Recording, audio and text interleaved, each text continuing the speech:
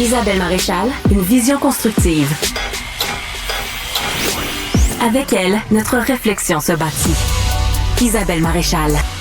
Je suis en compagnie de Carla Beauvais, entrepreneure sociale, autrice d'un nouveau livre de recettes, mais plus que ça, ça s'intitule Haïti, histoire de chef, 55 recettes haïtiennes. On est en train, Carla et moi, de le feuilleter parce que il y a des images fabuleuses, des images de plats typiquement créoles, typiquement haïtiens. Carla, merci beaucoup d'être là. Merci Isabelle. Je suis une fan, je te suis sur tes réseaux sociaux, je te suis à TV5 également, on va en parler d'ici la fin de l'entrevue. Tu animes depuis quelques jours une nouvelle série sur les ondes de TV5, Beauté rebelle. Exact. Où tu nous parles de beauté de façon... C'est pas la beauté telle qu'on la voit, c'est décomplexé complètement. Complètement autre chose, on va en parler. Mais je veux qu'on parle surtout... Et quand j'ai vu que tu sortais Haïti, histoire de chef, je me suis dit, ça va être mon accroche pour pouvoir aussi mettre un peu de lumière sur ce qui se passe à Haïti. Tu es très engagé envers ta terre natale, envers ce pays que tu aimes profondément, qui font partie de tes racines.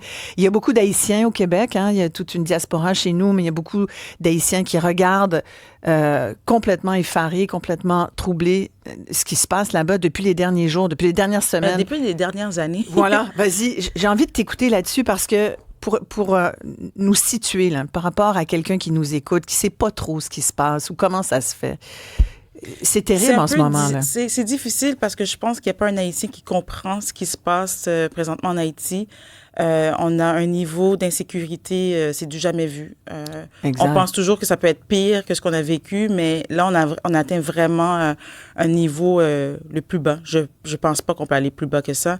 Il y a vraiment toute une problématique au niveau des gangs en Haïti qui contrôlent tout et qui sont contrôlés aussi par une oligarchie. C'est hyper complexe. Moi, j'ai pour dire que j'ai décidé de faire du militantisme doux dans le sens de présenter une autre image d'Haïti parce qu'en fait, on est complètement démunis par rapport à ce qui se passe. Que ce soit au niveau politique, tout est défaillant. Il n'y a pas de système politique qui tient depuis l'assassinat de Jovenel Moïse. Ça va de mal en pis. Il n'y a pas d'état de droit.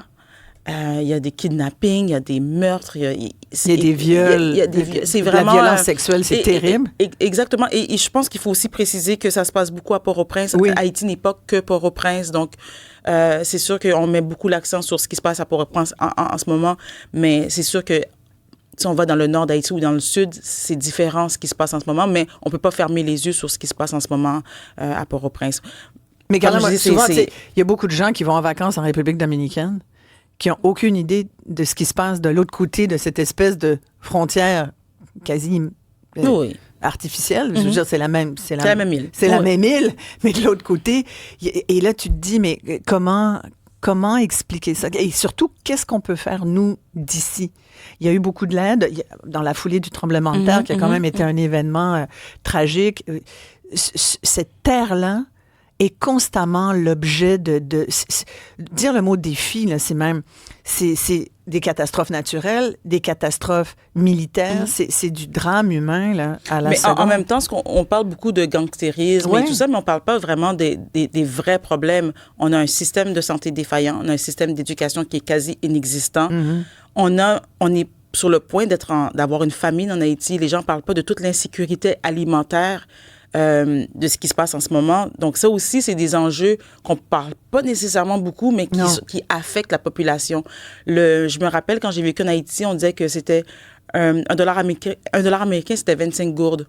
Aujourd'hui, ça a dépassé. Là, on est rendu à presque 100 quelques gourdes pour $1 américain. C'est environ une centaine de gourdes pour $1 américain. Donc, le niveau de vie aussi est hyper difficile. Et dans un contexte comme ça, les gens, est-ce qu'ils arrivent à travailler? Mais non, le taux de chômage est énorme. Là. Puis c'était déjà comme ça avant. Fait qu'aujourd'hui, c'est encore pire. Il y a vraiment une exode des cerveaux aussi. Les gens quittent parce qu'ils peuvent juste pas survivre à la situation actuelle. Donc, il y a vraiment... C'est complexe. Puis ce que je dis souvent, c'est qu'on ne comprend pas pourquoi. Tu sais, des fois, il y a des enjeux, ou bien il y a des guerres, puis tu dis... Il y a des conflits qui peuvent s'expliquer. Il y a des conflits qu'on peut expliquer, on peut trouver... Des raisons. Mais là, en ce moment, c'est vraiment comme pourquoi, à qui ça profite. On parle beaucoup des de l'implication de certaines forces étrangères, etc. Mais encore là, on parle du pétrole qui aurait certains minéraux qui seraient en Haïti, puis que les gens se... Mais en même temps, je me dis, il y en a partout, puis les gens arrivent à... Il y a la corruption, il y en a partout, mais comment ça se fait qu'on garde les Haïtiens dans cet état c'est incroyable. C'est inexplicable. Et est-ce que tu vois un espoir d'intervention de quelques... On parle de la communauté internationale. Si on parle beaucoup de l'Ukraine, on parle beaucoup, évidemment, du conflit israélo-palestinien. On parle très rarement d'Haïti. Je pense que résoudre ce problème, je pense que c'est un problème haïtien. Ouais. Puis il faut une solution haïtienne. Je pense pas que, avoir des forces étrangères, on en a eu avant, on a été occupé. Ouais, je pense pas que c'est ça la solution. Je pense qu'il y a vraiment un éveil collectif et on a la solution, nous, en tant qu'Haïtiens, que ce soit les Haïtiens qui vivent là, mais aussi la diaspora. Je pense qu'on a notre responsabilité aussi. Mais je pense qu'on est passé l'état de dire qu'il nous faut une force extérieure pour faire une différence. Mais peut-être qu'on peut aider quand même. Est-ce que les Haïtiens de Montréal, du Québec, certains sont très au courant de ce qui se fait? Est-ce qu'il y a des choses qui se font d'ici, là? En ce moment, je pense qu'il y a beaucoup de gens qui s'impliquent dans des organisations qui aident directement le peuple, les gens. Je pense que c'est ce qu'on peut faire, nous. On aide nos familles parce qu'il n'y a pas de, comme on dit, il n'y a pas de travail. C'est vraiment difficile. Donc, il y a de l'aide directe aussi. Mais je pense dans les organisations qui jouent un rôle important, je pense qu'on peut redonner à ces organisations-là, sans penser à des grandes organisations comme Médecins sans frontières. Mais je pense qu'il y a des organisations locales qui font un travail direct avec les gens et qu'on voit les résultats de ce travail-là.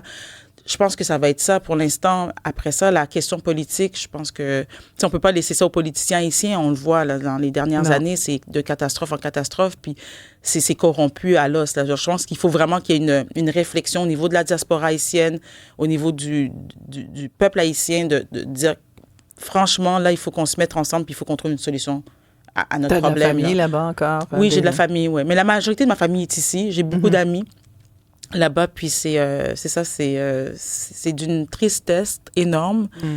Puis comme je dis, nous, la façon de pouvoir ressortir un peu de ça, c'est de mettre un petit peu de lumière sur ce qui est beau, c'est ce qui fait la beauté de ce pays-là, parce qu'il n'y a pas que chaos.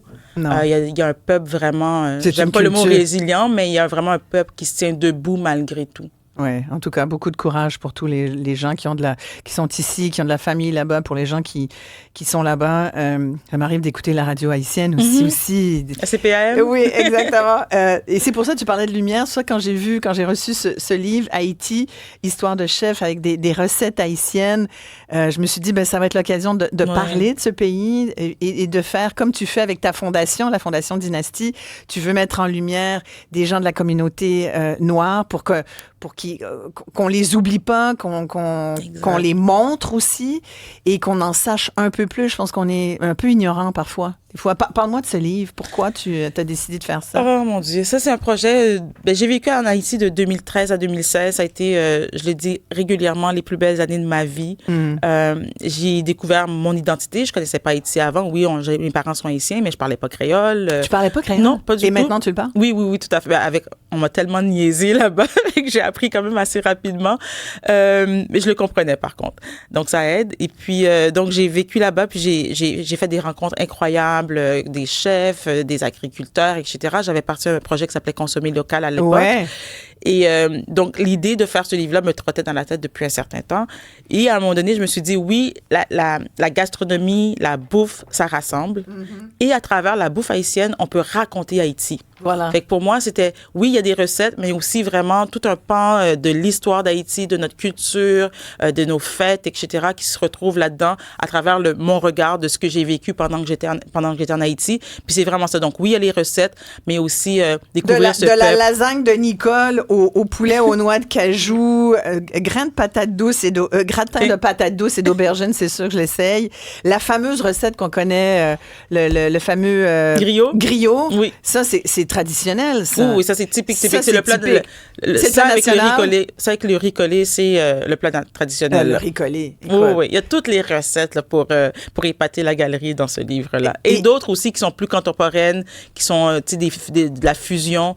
Je tenais vraiment à ce qu'il y ait Sylvie Castera. C'est une chef qui vit en Haïti en ce moment, qui a utilisé vraiment la gastronomie. Elle a commencé à faire un blog à l'époque du tremblement de terre pour justement montrer d'autres images d'Haïti. Ouais. Puis elle utilise que des produits locaux, rien importé. Puis sa cuisine, elle est juste incroyable. Donc, je voulais aussi montrer cet aspect que, justement, la cuisine haïtienne, c'est pas juste le griot. Ben non, complètement. C'est beaucoup autre chose. Il y a des très, très bons restaurants haïtiens. Là. Ben oui. À Montréal, mais au-delà de Montréal, même au Québec, un peu partout. Il y a des magnifiques photos également qui montrent à quel point, que ce soit des montagnes à la mer, en passant par... on a vu, il y a une photo au début là, de ces escaliers multicolores. Oui, à Jacmel. À Jacmel. Et je pense que ça donne l'occasion aussi de montrer à quel point ce pays-là est beau. Malgré toute la noirceur qui parfois prend le dessus. Carla, tu es très... sur les réseaux sociaux, évidemment, tu as beaucoup de monde qui te suivent. Tu es très impliquée. Merci. Merci, Isabelle. Merci beaucoup d'être venue nous voir. Merci de mettre en lumière à la fois Haïti et à la fois les chefs aussi, puis des livres de recettes. On aime toujours ça. Toujours ça. Merci beaucoup. Merci beaucoup.